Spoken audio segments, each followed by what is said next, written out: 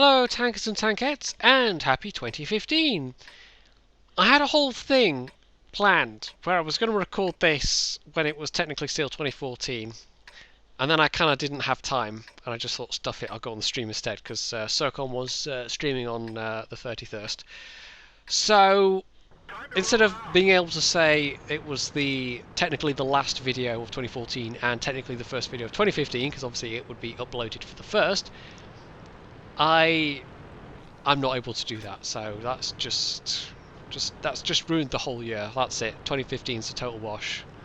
We'll just have to wait till 2016 now. I'm declaring it now. 2015, just nah, it's not happening.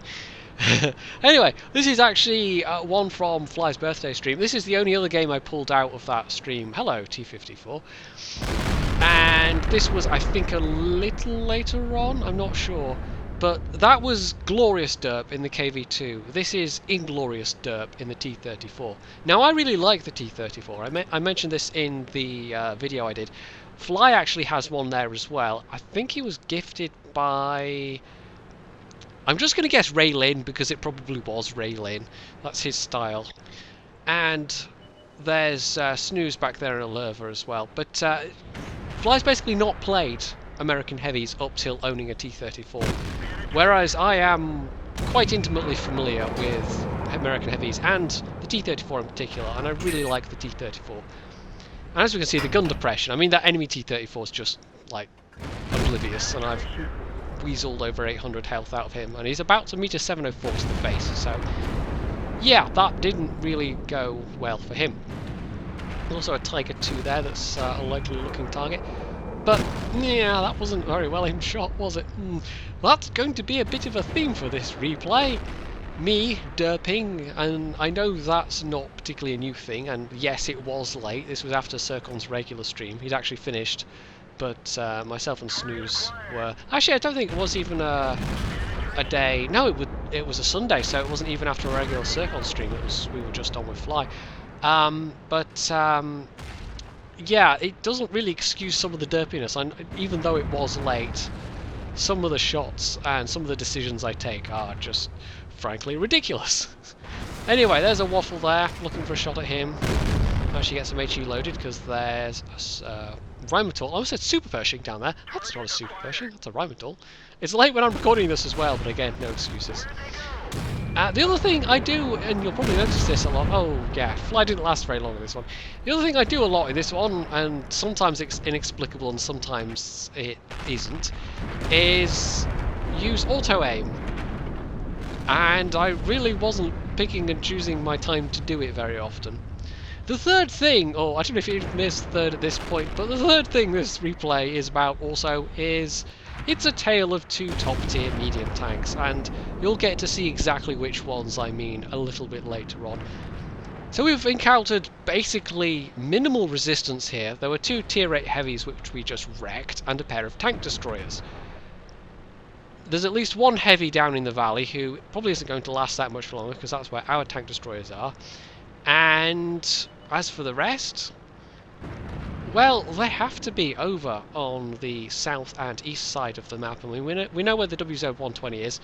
The T-34 is actually still alive, and making a beeline for our cap, or at least trying to. He's gotten as far as getting to cover, and I'm horribly aware that there's probably still going to be tanks camped in, well, at the opposite end of the bridge, basically, because that is it's a useful position.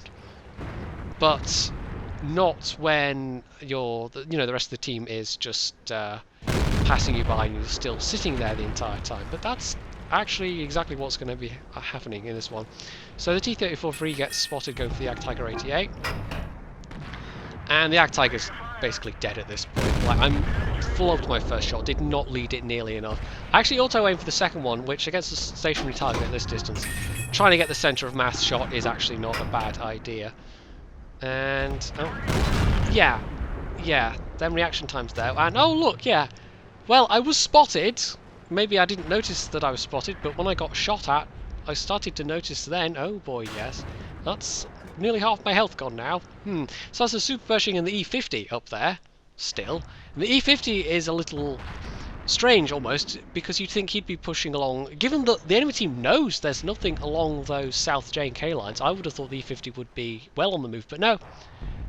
He basically spends, and this is the first of the tier 9s I'm going to mention, that's his battle.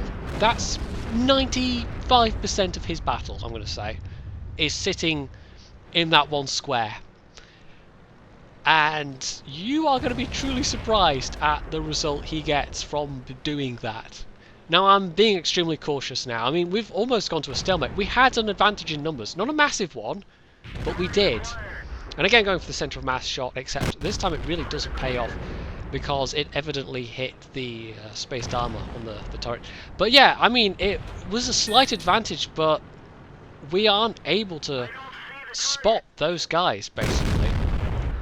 Now, we do have a tier 9 left alive. Well, 2 tier 9s. We've got the Torty, who obviously is a Torty, very, very slow. And we have the T34. And look what the T34 is doing right now. This is a really crucial part of this game.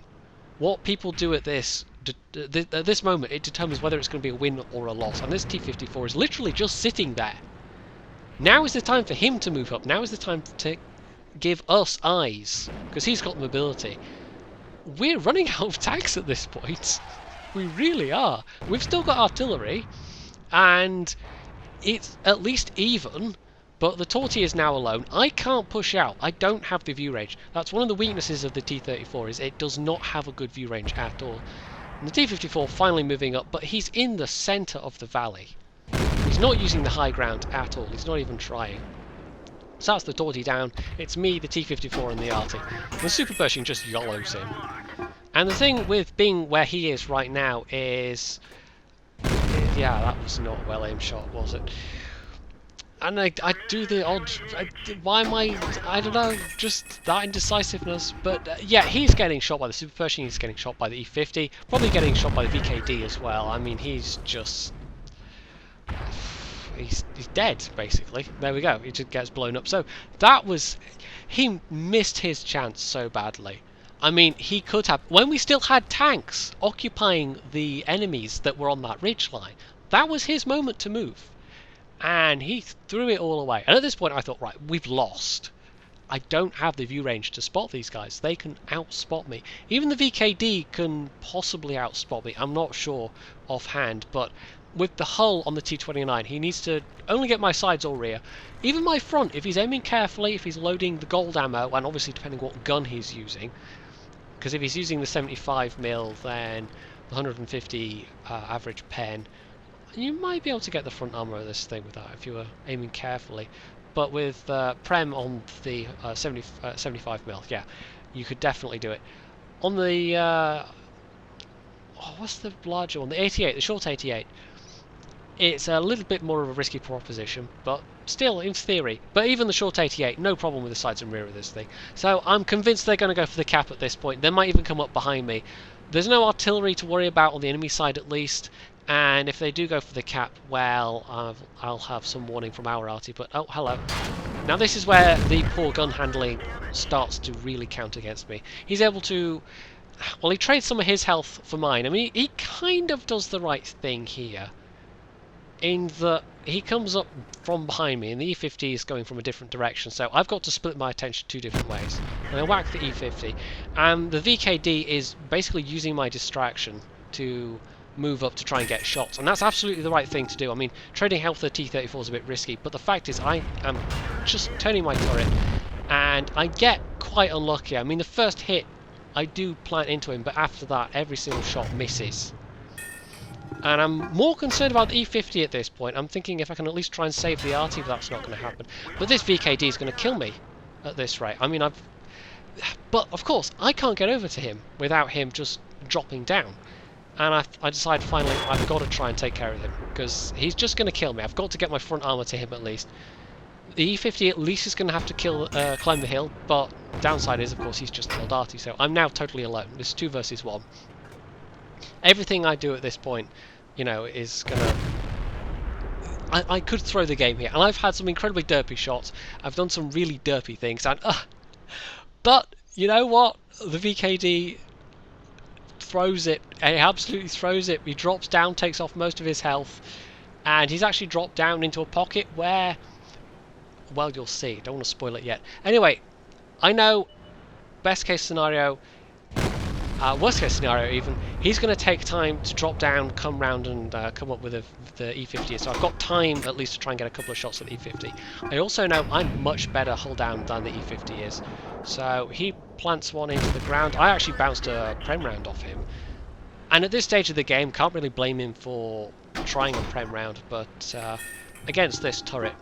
Anyway, I back up, and I know I can just punch through the front of his turret, so bam, there we go. Oh, crisis averted. Now, where's this VKD, though? I mean, this could still be a problem. He might still kill me. He's got the short 88, we know that much. And that's 2 shots to kill me? So, I might get unlucky here. He's definitely a one-shot for me. I mean, he was anyway, but no. See, he dropped down, and not only did he take off most of his health, but he managed to get himself stuck. So I know I can take the hit. I'm just going to pop over. He shoots me. Bam. HE shell. Guaranteed kill. So, yeah, like I said, different kind of derp. A whole different kind of derp. And in the end, it was the derp of that VKD that really clinched the match in our favour. I could have played better. I definitely could have aimed better. I think we won this match in spite of myself, and the VKD at the end there just made that colossal mistake that swung it back in our favour. But the surprise result was, for me anyway, looking at the scores at the end, how much that E50 did, sitting in that one square. 7,525 damage. We fed him a lot at the end. I mean, he took off a lot of damage off tanks like the Torty. I don't even know what else was there. I mean, Snooze was there. There were a couple of other tanks, but I think the WZ-120 went down. But he was just able to sit there and snipe and snipe and snipe.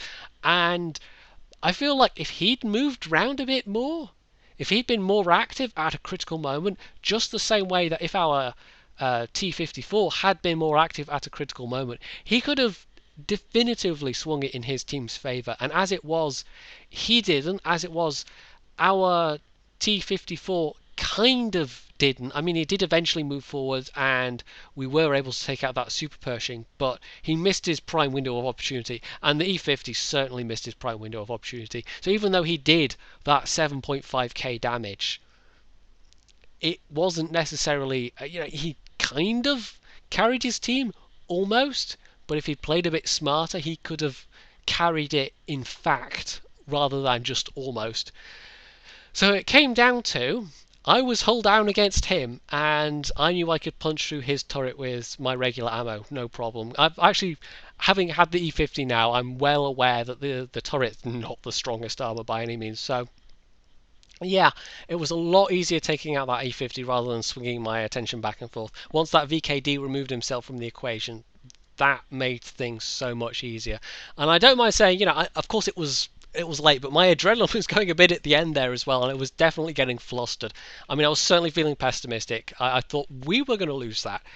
And then the sense of relief at the end, and then the sense of incredulity seeing how much damage that E50 did. More or less all from that one map square. Yeah, it was some game. Like I said, derpy. Almost as derpy as the KV2 game, but derpy in a whole other way. So, yeah, the T34 though, I mean, I like it. That result got me over 70k credits. I mean, I wasted a whole bunch of shells in that one, which is why it wasn't more profit. The shells on this are not particularly cheap, and 25 shots fired and only half of those actually hitting and damaging something. Yeah, that does impact a bit, but that was still relatively profitable. It's just got enough of everything. I mean, the T34, it does have its shortcomings. View range is one of them. It's not good at making snapshots unless you're like really close range. The target's right in front of you, in which case the pen counts for more than the aim time does. But on the whole, yeah, this is my go-to premium tank. If I want to make credits, I use this thing, and I really like it. So, 2015, I am sure it's going to be just as derpy as 2014. There's absolutely no reason why it wouldn't be, so, yeah. I could have thought of some comedy resolutions for this video, but I really wasn't thinking that far ahead, so I don't know. Maybe I'll think of something and put it on Twitter if I can think of something pithy and witty. Probably not, though. So if you enjoyed this video, you can hit the like button, you can leave any comments below, you can subscribe to my channel, and as always, stay tuned for more.